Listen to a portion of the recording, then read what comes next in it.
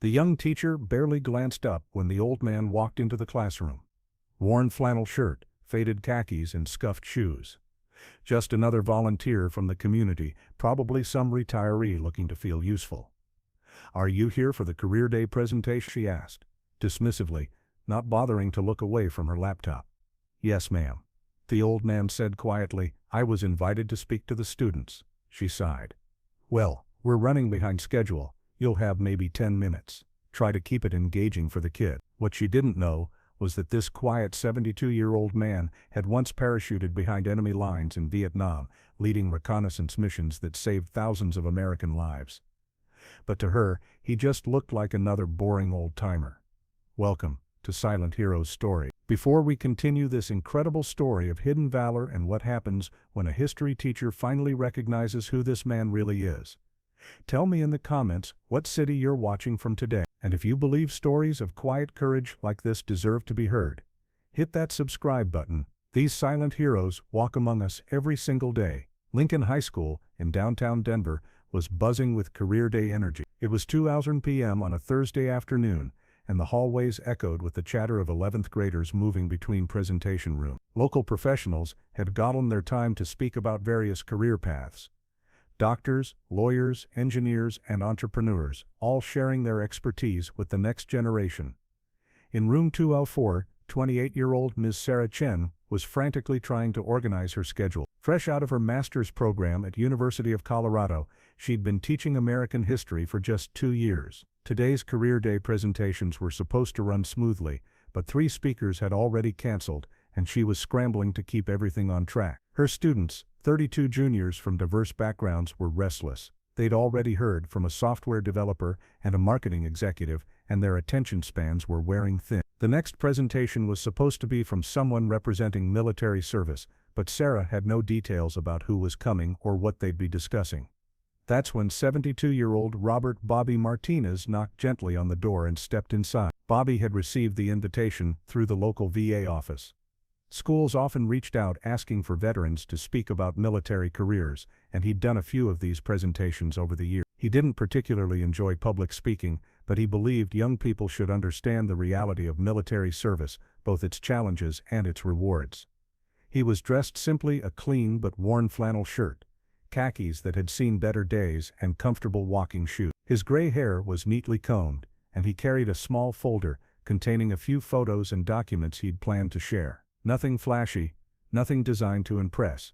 Just an elderly man who'd agreed to spend an hour of his Thursday afternoon talking to teenagers. Sarah looked up from her laptop and immediately felt a wave of disappointment. This was her military speaker? She'd been hoping for someone in uniform, maybe a young recruiting officer who could connect with her student. Instead, she was looking at what appeared to be just another senior citizen volunteer. "Mr. Martinez?" she said, reading from her hastily scribbled notes. "Yes, ma'am. Bobby Martinez. I'm here to talk to the students about military service." "Right," Sarah said, barely concealing her lack of enthusiasm. "Well, we're running quite behind schedule today. Several speakers went over their time, and I need to get through the rest of our presentations. You'll probably have about 10 minutes, maybe 15 if we're lucky." Bobby nodded quietly. He'd prepared for a 30-minute presentation, but he could adjust. "That's fine. Whatever works for your schedule." "Great. And listen," Sarah said, lowering her voice, "these kids have pretty short attention spans. Try to make it, interesting. Maybe talk about the benefits, the training programs, that sort of thing. They don't really need to hear war stories or anything heavy like that." The dismissive tone wasn't lost on Bob. He'd encountered this attitude before, people who saw military service as something from the past, irrelevant to modern young people. He didn't take offense, but it always saddened him when educators seemed disconnected from the sacrifices that had preserved their freedom to teach. "I'll do my best," he said simply.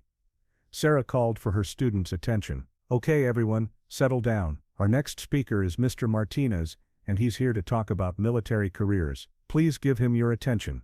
The students, predictably, showed minimal interest. A few looked up from their phones, but most continued their whispered conversations or doodled in their notebooks. They saw what their teacher saw: an old man who probably had boring stories about a war that happened before their parents were born. Bobby walked to the front of the classroom and stood quietly for a moment, making eye contact with the few students who were paying attention. He'd learned long ago that respect wasn't something you demanded, It was something you earned. Good afternoon, he said, his voice calm but carrying enough authority to gradually quiet the room. My name is Bobby Martinez, and I spent 22 years in the United States Army. A few more students looked up. Military service wasn't uncommon in their community, and most of them had relatives or neighbors who'd served. I know you probably think this is going to be a boring presentation about joining the military, Bobby continued with a slight smile. And maybe it will, but before we talk about careers, I want to tell you about a night in 1971 when I learned what it really means to serve your country. Now he had their attention. Even Sarah stopped checking her email and looked up. Bobby opened his folder and pulled out a black and white photograph. It showed a group of young soldiers, barely older than the students in the room, standing in what appeared to be dense jungle terrain. This was taken in South Vietnam, about 50 miles from the Cambodian border. I'm the skinny kid on the left, he said, pointing to a young man who bore little resemblance to the elderly gentleman now standing before them. I was 19 years old, and I thought I knew everything about courage, duty, and sacrifice. The classroom had gone completely quiet. Even the students who'd been texting had put their phones down. We were part of a long-range reconnaissance patrol, LRRP we called it. Our job was to go deep into enemy territory, gather intelligence, and report back without being detected. It sounds simple, but in reality, it meant spending days or sometimes weeks in the jungle, completely cut off from support, surrounded by North Vietnamese regulars who would kill us if they found us. Bobby paused, looking around the room. These teenagers had grown up with video games and movies that made warfare look exciting and heroic. They needed to understand the reality. On this particular mission, our team of 6 was sent to observe enemy troop movements along what intelligence thought was a major supply route. We'd been in position for 3 days when we discovered something that wasn't in any of our briefings: a North Vietnamese camp holding 12 American prisoners of war. Sarah found herself leaning forward. This wasn't what she'd expected from the quiet old man who'd walked into her classroom. Now, our mission was reconnaissance only. We were supposed to observe and report, not engage. But we could see these prisoners, and we knew that if we left and called for backup, it would take at least 48 hours for a rescue team to reach them. Intelligence suggested the camp was temporary. They were likely moving those prisoners within 24 hours. A student named Marcus, who'd been completely disengaged moments earlier, raised his hand. What did you do? We had to make a choice, Bobby said. Follow orders and stick to our mission, or risk everything to try to save 12 American soldiers who would probably be moved to a permanent prison camp if we waited for official authorization. The room was dead silent. Even Sarah realized she was holding her breath. Our team leader, Sergeant Thompson, he was 22 years old, made the hardest decision of his life. We were going to attempt a rescue, knowing that if we failed, not only would those 12 prisoners remain captives, but 6 more Americans would likely be killed or captured. Bobby pulled out another photograph, this one showing military medals arranged on a piece of velvet. This is what happened next, he said quietly. Sergeant Thompson created a diversion on the north side of the camp, while the rest of us moved in from the south. The plan was to get the prisoners out during the confusion and reach an extraction point 3 miles away. Did it work? Asked a girl named Ashley, who'd been completely absorbed in the story. 11 of the 12 prisoners made it out, Bobby said. Sergeant Thompson was shot during the initial diversion, but he held his position long enough for us to complete the extraction. He died ensuring that those men got home to their families. The emotional weight of the story settled over the classroom like a heavy blanket. These weren't abstract historical events. This was a real person standing in front of them who had lived through something unimaginable. But here's what I really want you to understand, Bobby continued. None of us were heroes that night. We were just kids, not much older than you, who found ourselves in a situation where we had to choose between what was safe and what was right. And every single one of us was terrified. That's when David Thompson, the school's history teacher, walked past the open classroom. He'd been on his way to the copy machine when something about the conversation inside made him pause and listen. David was 45 years old, a Vietnam War history buff, who'd spent years studying that conflict. He taught an advanced placement course on American military history, and he'd read countless books about long-range reconnaissance patrols and prisoner rescues. What he was hearing sounded familiar, very familiar. He quietly stepped into the back of the classroom, not wanting to interrupt, but curious about this speaker, who seemed to have remarkable detailed knowledge of LR. Bobby was still speaking, describing the challenges of moving 11 injured prisoners through hostile territory with limited medical supplies and no radio contact. The hardest part wasn't the physical challenge, it was watching men deal with injuries and trauma while trying to stay quiet enough to avoid detection. One of the prisoners had been shot in the leg during his original capture months earlier, and the wound had never healed properly. Another had malaria. We had to move slowly enough to keep them alive but fast enough to reach extraction before enemy reinforcements arrived.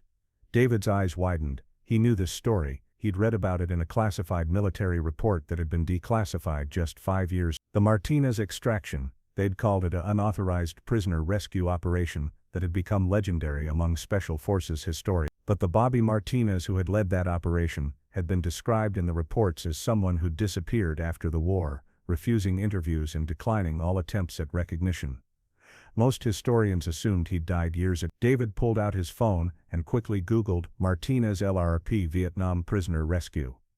The first result was a military history website with a photograph that made his heart stop. It was the same young soldier Bobby had pointed to in his photograph, but this image was from an official military commendation ceremony. The caption read, "Staff Sergeant Robert Martinez receives the Distinguished Service Cross for extraordinary heroism in connection with military operations involving conflict with an armed hostile force." David realized he was looking at a living legend, a man whose actions had been studied in military academies for decades, standing in a high school classroom talking to teenagers as if he were just another community volunteer. Bobby was finishing his presentation, talking about how military service had taught him the importance of teamwork, sacrifice and moral courage in civilian life as well.